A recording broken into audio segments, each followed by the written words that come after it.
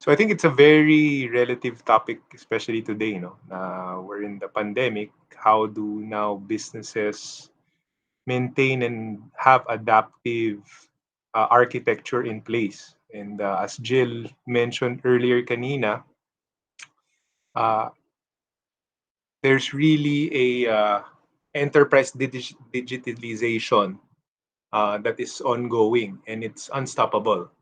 Uh, there's global competition, as Jill said earlier today.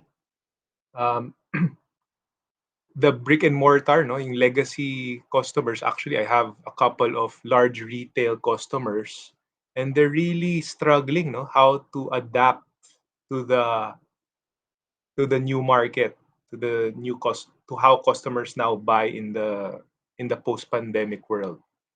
No, so they understand that they need to innovate and lead. If not, they'll perish, which is evident now. They thought I'm will this I let it starts with an S, no? Itong customer na retail starts with an S. Uh and it's evident, no, that there's a lot of business complexity today. So this is a driver of why businesses need to have adaptive and resilient business architectures. First, there's global competition. Second, we need to innovate to lead or perish, which we see in the current retail landscape today. Most of us now buy online, either via Shopee or the likes or Lazada. So really, it's eating the pie of the existing the retail businesses.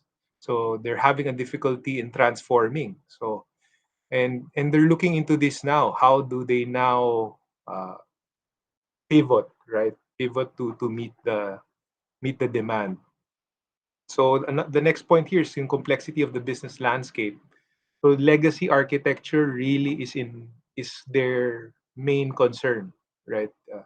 20 to 30 years of data into legacy infra on proprietary equipment makes it hard for them to get the proper analytics from that and move into and to use that for their gain and to help the customers to address the customers.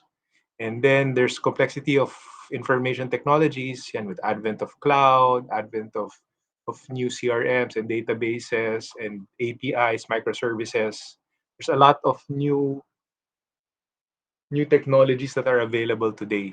And then lastly, of course, yung pandemic, it's affecting all businesses, and basically all businesses now are IT businesses, right?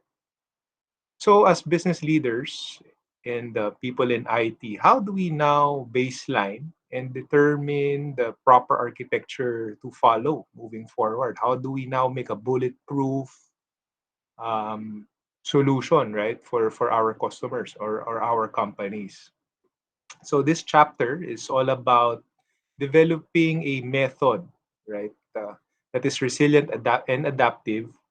And key here is minimal, and it will give them at least the bare minimum requirements for IT architects to be able to make a adaptive and resilient architecture. So what's I think it was discussed also, pero what is digital transformation? The chapter says, no, it's not just on automation or cost savings. Those are not now the key metrics when it comes to digital transformation. It's really the application. How do we apply the new technologies? Yeah, which were the microservices, APIs, right? How do we connect them and read and radically redesign, right, our current business processes? So it's not just cost savings, and so really, how do we now mend the two worlds? And the goal of that is to deliver better value to the customers. And then the last point, no, which is why digital transformation is hard in terms of enterprises, large enterprises, is that it's also very expensive in most of the aspects, from upgrade to training your people to dedicating time, and of course changing yung current processes that are in place for a large organization. It's not that easy, right? And I'm sure you guys know. Okay, so why is there a unicorn here? As the chapter stated, digital transformation is actually creating something that does not exist yet. So how do you do that, right? How do you create something that does not exist, like a unicorn? So ako, akala ko rin before na okay, digital transformation, basta ma-automate natin and then we give you Mr. Customer savings, that would be enough. So it's not, it's not. It's a changing landscape. Okay, so the chapter also discusses, okay, as architects, as IT architects, how do we now create a vision of future reality? So a vision that is based also on the real world, right? And there's a lot of architectures available today and discussed in the chapter. So how do we now make sense now? Which ones do we use? Which ones are the most relevant? And what are the minimal, at least the most basic diagrams and types that we need to understand and apply in our art when we do business architecture? So some key points to note lang. First is yung consistency. So we need to have consistent architecture at the conceptual level. So at the base level, from the business to IT, it has to be consistent across the different diagrams that we'll discuss. And of course, this new model should also put in place everything that we've studied, no, and the generally accepted other standards that have been discussed and enumerated in the book. So at least pinandali na ng, ng book yung buhay natin. No? They already studied all of the different uh, architectures and they've created the minimal diagram for IT architects to use. So it's represented in several views, and the diagrams are based in reality. So they always ground it to what does the business need and what is the IT needs that can support the business. Okay, so the goal of the slide was the goal of the chapter is to outline the minimum complementary perspectives for the BA for digital transformation. So what are these, right? So firstly, some quick questions, no? It's a bit so from my how the chapter will explain the final diagram is that it gives a general approach to how we should be modeling our architecture and business architectures. So some just few questions. How well do we understand the business? First, we have to ground it in reality, as the chapter said, and base it in the real use cases of the business. Pick exactly the designs. How do we choose the designs that will incorporate, and what are the key functions that are most important? And the key factors also for an effective business architecture, they place two. First, it has to be maximally adaptive and it can absorb changes with minimal effort, and it should be extremely resilient and resist to real world changes. So the question really here is, were the business architectures, right, of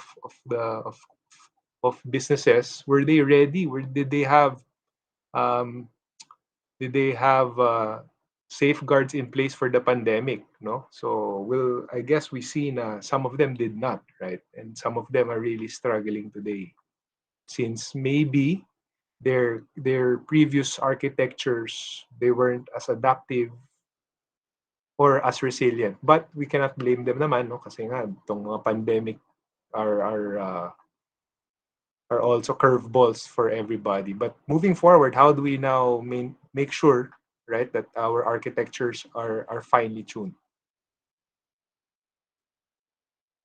So the chapter discusses the methodology for modeling and analysis of the business processes. So they've broken it down into three main systems, and it uses itong it's also called mmabp, no, which is the method. This is the methodology for modeling and analysis of business processes. So this is the, as the chapter said, this is could be the minimal framework that we can use as if you guys are IT architects. I'm not, but as an IT architect, the mmabp is their recommendation as the minimum one. So it uses existing BPMN and complemented by other process maps. So we'll go through each of four. There's four actually. We'll run through them.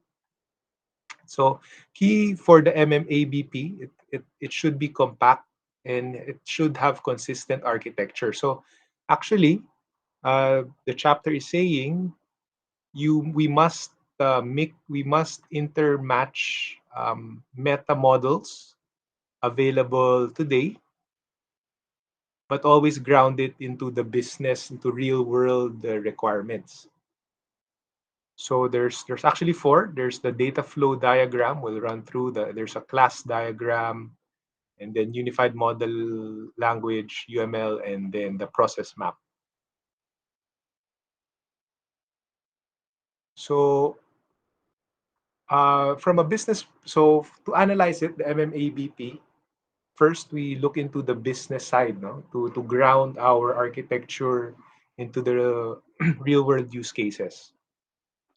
So there's process map and then the class diagram.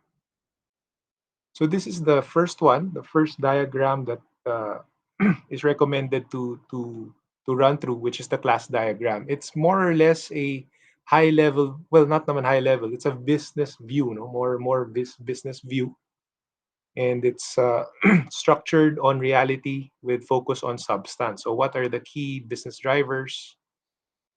And it's also a business dictionary, usually for, I guess, top COO level, C level executives. So it checks the properties, attributes, and operations for a successful business. So the chapter made an example as they used an example for a online bookstore.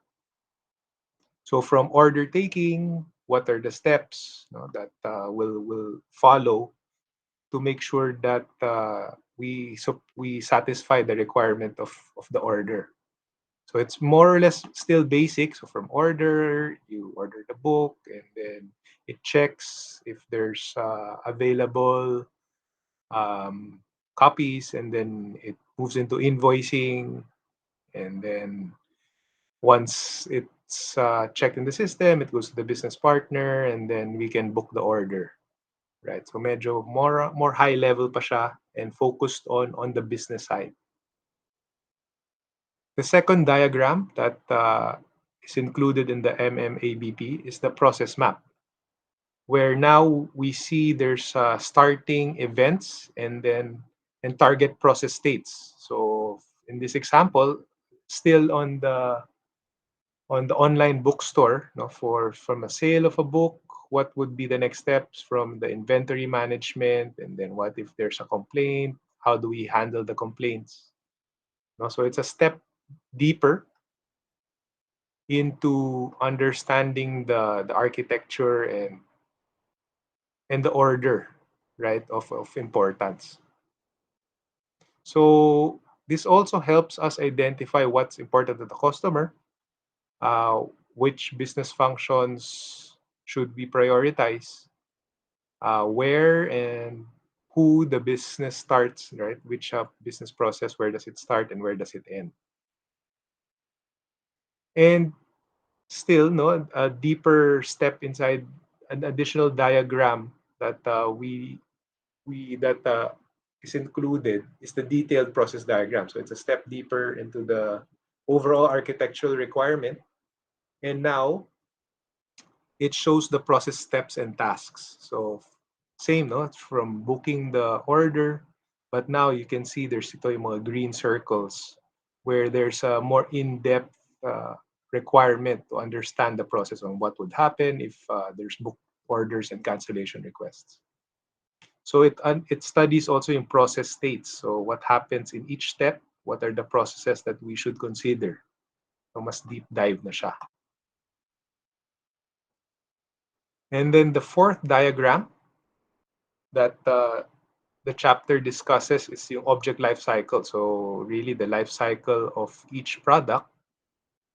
It uses common rules driven by yung universal laws. No? So here, for example, there's a new book, new order, new order. It's submitted to the system. It's received by the system, and then can we execute it or not, etc. No? And once it's completed, after 14 days, it's archived. So it maps out the life cycle of each of the products to capture it from from beginning to end. So it captures from beginning to end. Okay, so from those four, right, from a business perspective down to the technical processes requirements, how does it all fit together? So the four different views, those there's four of them. They're actually all complementing views and at the same time reality based, right? So they're all reality based and they're very complementing. They're compact and consistent business architecture. So the mmabp now will use those four views and create meta models for to create a need for consistency. So actually, I'll show two more diagrams here. But now there's a business substance meta model which uses yung UML and object life, which are you will use the basic concepts and which studies the basic concepts and relationships of the process of the IT architecture. And then there's the business process meta model.